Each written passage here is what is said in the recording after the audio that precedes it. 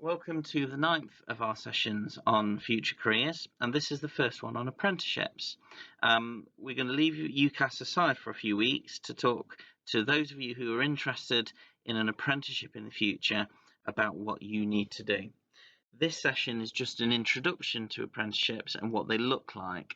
I'm not going to go into the very basics of what an apprenticeship is, you will already know that, but I'm going to talk to you about different levels of apprenticeships and some of the basics about how you search for them and what kind of companies there are out there. In our future sessions, I'll be talking to you about how to apply and what applications and interviews tend to look like. So, remember, as an apprentice, you will be an employee. Okay, it's a real job. You will be working alongside people who are employed full-time at that company, and you will have a salary, a monthly salary. They are paying you. But part of it is that you'll be going to college part-time to study towards a qualification. And what qualification that is advertised when you go for the apprenticeship in the first place, and sometimes can be negotiated. So you will spend about 20% of your time in college learning towards the qualification that the apprenticeship group gives you. Now, that might be one day a week, or it might be a week every few weeks where you'll just be at college, and it will be provided, that qualification will be provided by a training provider. So that would be a college or a university, or sometimes a completely independent training advisor. It would be rare for it to be delivered by the actual company you're working for. For the days when you're actually there, you may well be training, you may well be learning, but effectively you are an employee with a contract like anybody else, and you'll be treated like anybody else. And the idea is that by the end of your apprenticeship, you will be fully competent as an employee in that sector, and you will be able to hopefully carry on employment in that company or move on to somewhere else that does the same thing.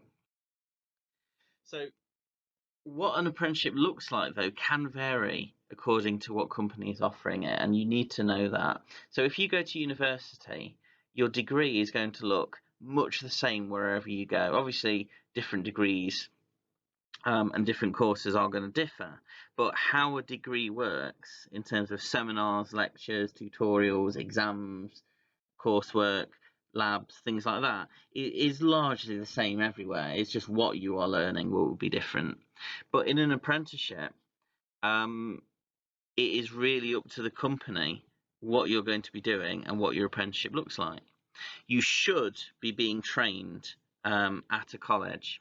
So you may be doing 4 days a week at your job, part of it, and 1 day a week at college, or you might do block weeks at college and be working full-time the rest of the time. Okay, that is up to your company. The length of an apprenticeship can vary wildly. So they might be for 1 year, or they might be for up to 4 years. Some can be even longer than that if they integrate things like masters and other things. So have a look at how many months the apprenticeship is for. And there's a double-ended sword with this one, because obviously a longer apprenticeship gives you a degree of security. You know what you're going to be doing for a long time, but it also limits the amount that you can earn sometimes, and potentially 4 years into your job, you might actually be earning more if you weren't doing the apprenticeship and you were just employed. So you need to consider the length carefully. So in reality, while you will get the standard expectation of an apprenticeship, particularly with the bigger companies, and they often run very, very complex, comprehensive apprenticeship programs because they want the best employees. In some of the smaller companies, they may well just use you more or less as an employee with, in their view, the course that you're doing and the qualification you're doing is really secondary to them. Many times smaller companies want an employee that they can train up, and that's their main thing with an apprentice. So it really will differ according to different employers, and you really need to look at them like a student going to university will go to open days and look at their universities. You need to get a feel for the company that you're potentially going to work for. It's really important that you get a sense of their ethos, a sense of what it's like to work there, a sense of their flexibility, what they are like as employers, just as a university applicant would want to get a feel for the campus. And remember as well that when your apprenticeship ends, so does your employment, unless your employer has chosen to take you on full time and give you a full time role. And that is completely up to them. So you need to be aware of that.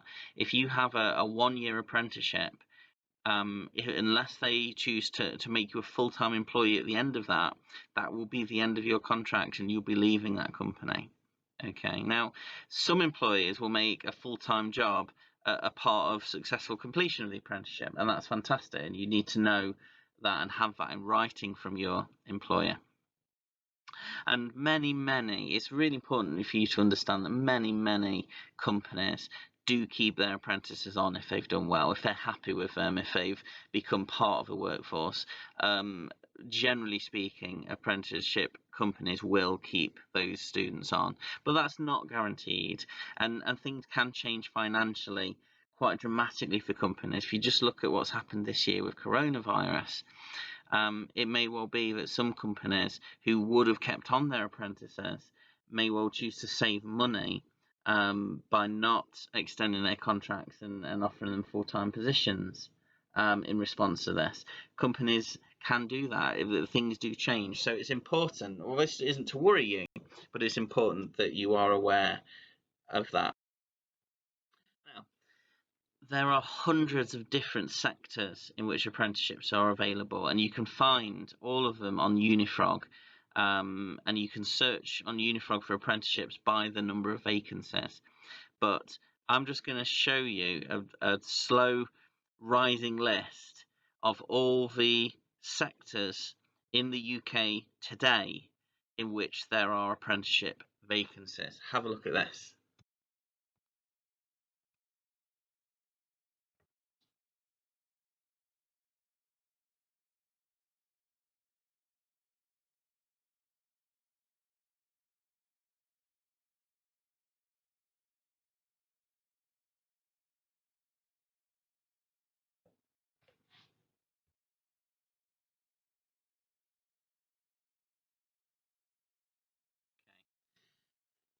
And while almost every single career sector does offer apprenticeships in some form, the following fields are the ones where you're going to find the most of them. So engineering and business account for a significant number of apprenticeships, and business administration as well. So they are two very key sectors. Hairdressing is another one. It's probably the third biggest sector if you were interested in that. Accounting is a big one, as is IT and software development, which is very much a growing one. And this sector is growing in Nottingham as well in terms of opportunities. Children's services, so whether that is teaching, as in teaching assistants, or nurseries, and that is probably the biggest one, is also very popular with a lot of opportunities. You're increasingly seeing a lot of marketing and digital marketing and social media apprenticeships starting to emerge. That is a big growth sector. Customer service, then you've got logistics and operations and supply chain operations. These are really complex and interesting roles where you would be trained to make sure a business operation runs smoothly and everything arrives on time. Travel consultancies will be sort of travel agents, but you'll also find apprenticeships in pharmacy, construction, surveying quite frequently around the country. So we're going to have a look at different levels, okay? Because apprenticeships come from level 1 through to level 7, and you need to know what these are. So an entry-level apprenticeship at level 1 is equivalent to half a GCSE. Now, that doesn't mean the apprenticeship is, it means the course that you do as part of the apprenticeship is equivalent to half a GCSE. So a basic MVQ or something like that, the qualification you get would only be worth half a GCSE. But your apprenticeship, in terms of what you learn about the job, obviously will be a lot more valuable. A level 2 is one where the qualification is equivalent to a GCSE. Okay, now you are highly unlikely to go for either of those two. So these are what we call school leaver apprenticeships. And in some cases, they might even be taken by students who haven't actually sat qualifications at GCSE level at all. So you are unlikely to go for these. Now, what you are slightly more likely to go for is an advanced level, which is level 3. Now, level 3 is equivalent to A level, so the qualification you do at college as part of your apprenticeship would be equivalent to an A level, in some cases equivalent to 3 A levels. Then we get to what we call the higher apprenticeships, and these are the most competitive and the ones people want the most. So a level 4 is equivalent to a foundation degree level, so an HNC. Level 5 will be equivalent to a university diploma, so that is if you did, say, the first year of university and then didn't continue, you might get a diploma, so equivalent to an HND. Level 6 is a bachelor's degree apprenticeship, so at the end of that, after your time, you will go to university while working for the company there, and at the end of that apprenticeship you would have a degree. And then a level 7 is a master's level apprenticeship. Now you hardly ever see those advertised. It's normally something that is decided within the company by somebody who's doing a degree apprenticeship. So you're doing a degree apprenticeship and the company decide to send you to university for a bit longer to improve your skills and bump it up to a master's because it's useful to them. So you very rarely see those advertised straight up. Now, the level 3 is the level you're studying at NUAST, and it's also the most common level of apprenticeship available. You'll see hundreds of level 3 apprenticeships.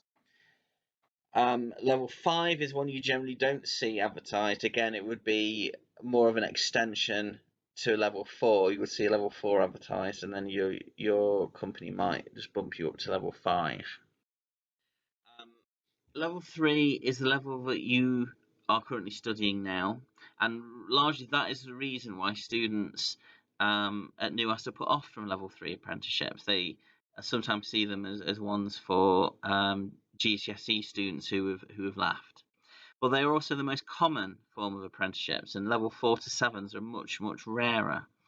Now, what some students will do is go for a level 3 apprenticeship in a big company that they really want to work for. So if you really want to work for Siemens, or you really wanted to work for Atos, or a company that you've visited and you really wanted to work for them, you might go for a level 3 because all it is the qualification. That's all. The qualification you get is just equivalent to an A level. You're not getting a better qualification than you've already got. But what you are getting is, if you are in the big company you want to work for, it doesn't really matter what qualification you're doing because you're in that company. You're working for Siemens, you're working for Atos. And that gives you a scope to impress them and to earn a permanent contract and to rise up the ladder in that company. Once you're in, you've got a chance to impress and to move up. So that's why quite a number of students will actually go for a level 3 in a really good company that has lots and lots of promotion prospects, because once you're in, you're in. And so it's worth considering that. Once you're in, you've got your foot in the door. That is often more important than the level of the qualification offered by the apprenticeship. Level 4 and 5s are equivalent to an HNC or an HND. So it's basically a university foundation year. So they're a higher qualification than A levels, but they are below a degree. So a lot of students with these kind of find it a little bit of a struggle because you haven't got a degree, and you're not going to be treated like you've got a degree in terms of things you apply for. And it is better than A levels, but in some sectors that doesn't necessarily make a lot of difference or do you much good, because if you haven't got the degree, you haven't got the degree. So in some sectors, such as engineering, an HND actually is very respected and very useful. And so a level 4 apprenticeship is really good to go for. But in some other sectors, an HND isn't necessarily as useful. So make sure you get some advice on that before you go for it. They're also rarer, so it is harder to get onto a level 4 or 5 apprenticeship. And the expectations of you are going to be greater with that. But in fairness, so will the opportunities. Even though the qualification is a higher level, but generally speaking, what they train you to do in your employment will be high level as well, and that is also one of the things that makes it worthwhile doing. The level 6 apprenticeships are the gold standard. Okay, you are getting paid to work, and this company is basically paying for you to get a degree as well. You don't get any student debt. Someone is buying you a degree for free, and that is absolutely fantastic. But it's also why they are so ultra competitive. I don't want to put anyone off for going for them. The students we've had who have gone for degree apprenticeships have been really successful, and the first step is to not be put off by how competitive it's going to be. It's to go for it. Unless you put yourself in, unless you make the applications, you've got no chance. And actually, the students who do make the applications and really go for it often have a lot of success. So you really do need to go for these alongside some of the other applications you might make. So you do need to know that these are competitive, and mostly you'll find them offered by the big wealthy companies. So the likes of the BBC, Bombardier, Rolls-Royce, Siemens, BAE Systems, KPMG, PricewaterhouseCoopers on the financial side. But you do get some small, medium enterprises that may offer them too, who are ambitious and want workers who are highly trained in certain areas. Okay, in terms of the money, this is very, very rough, and it changes year on year. Okay, so if you find things slightly differently in your research, my apologies, but this is a very, very rough guide just to get you started. So at level 3, about 120 to 150 pounds a week is relatively standard. At level 3 apprenticeships, 180 pounds a week is very good, and anything over 200 pounds a week at level 3 is absolutely fantastic. Okay, so that gives you a bit of an idea of the scale. For level 4 to 5, you're going to be looking at above £200 a week as a wage. Below that, and it's not especially well paid in comparison to others. For a degree apprenticeship, you'll often find that they are somewhere between £350 and £400 a week. So that works out about £17,000 to £18,000 a year. A lot of degree apprenticeships will talk about a yearly salary instead of a weekly one. Once you get to degree level apprenticeships, they often talk about a yearly salary.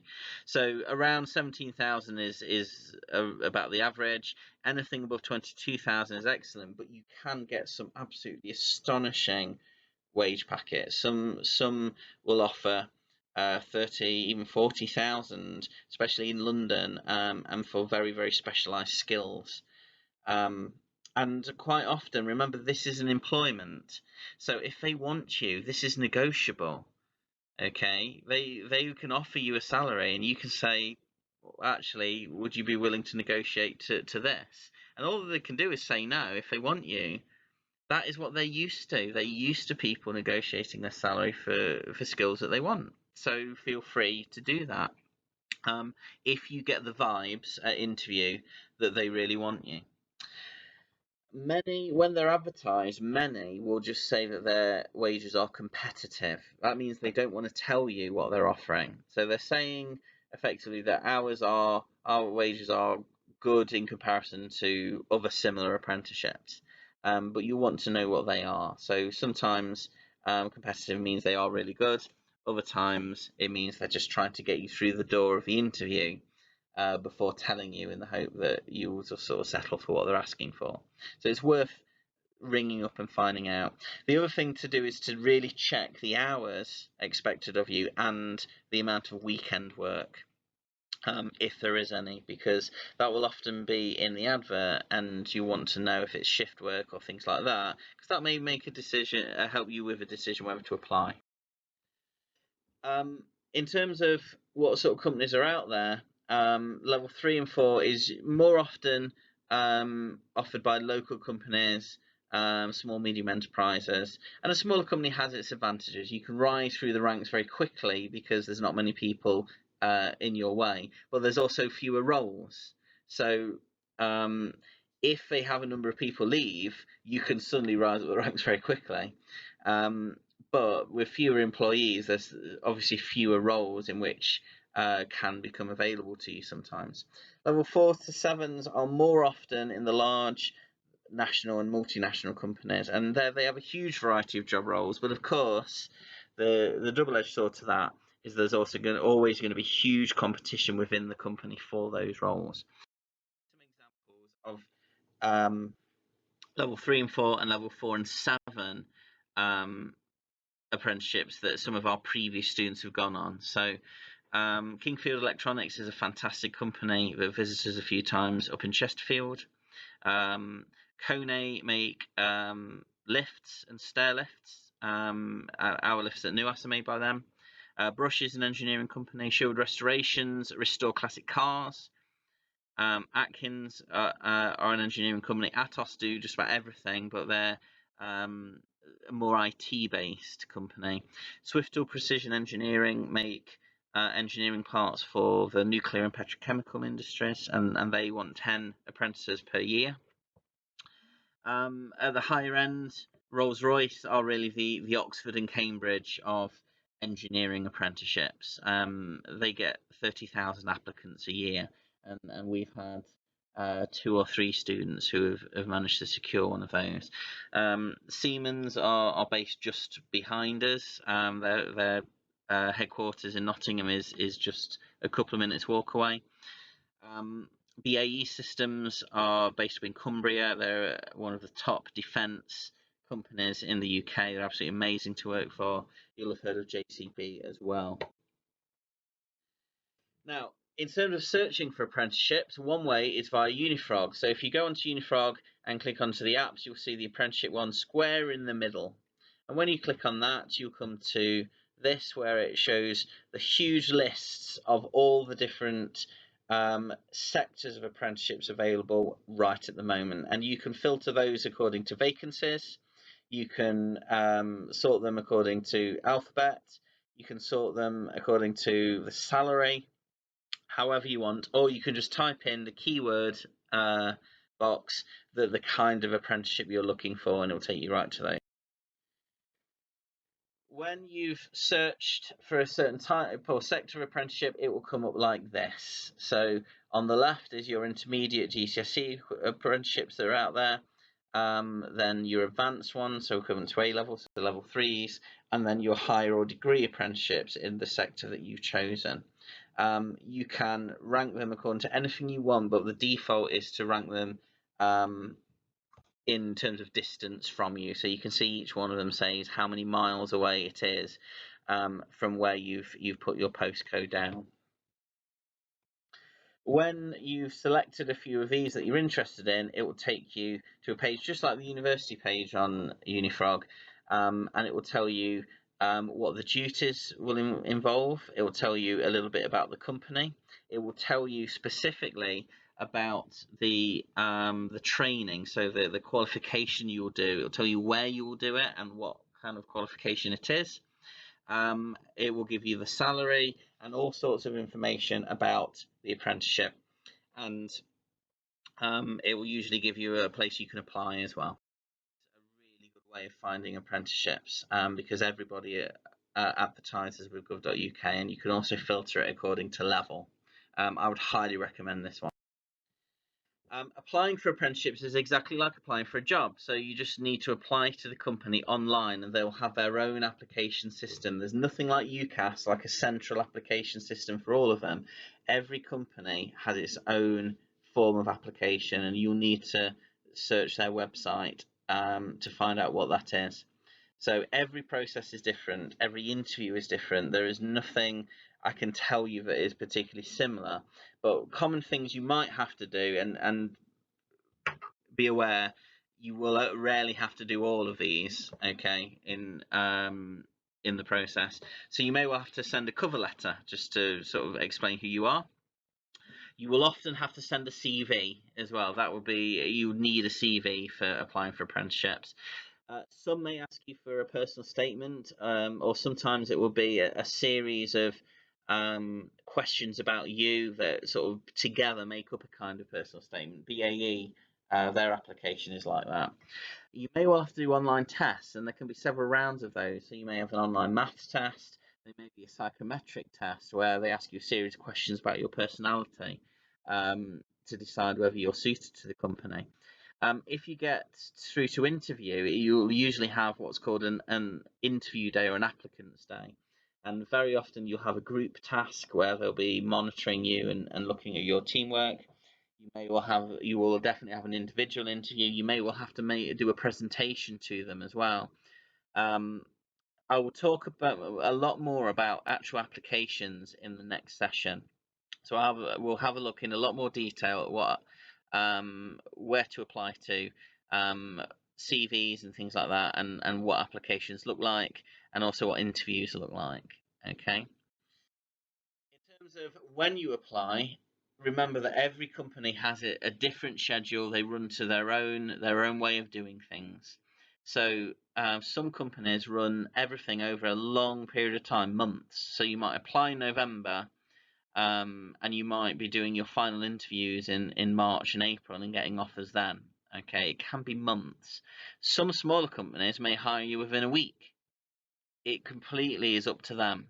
Okay. But what we're starting to find is that the big companies such as Rolls-Royce, Siemens, etc., are starting to launch their apprenticeship schemes in November or October, and it gradually gets a little bit earlier each year. So it's a good idea to start searching for the big degree apprenticeships in September. Look at the websites, search on their websites for their apprenticeship pages, and keep looking every week. Make a list of the companies you want to work for and keep looking every week to see to look for information about when they are open. Okay, the really hot period for apprenticeships, when loads and loads are being advertised, is generally January through to April.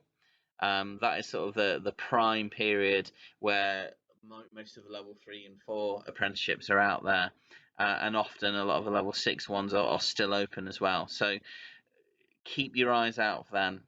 And make sure you check the start dates when you're applying as well. You don't want to apply for an apprenticeship that has a start date of March before you finish your exams.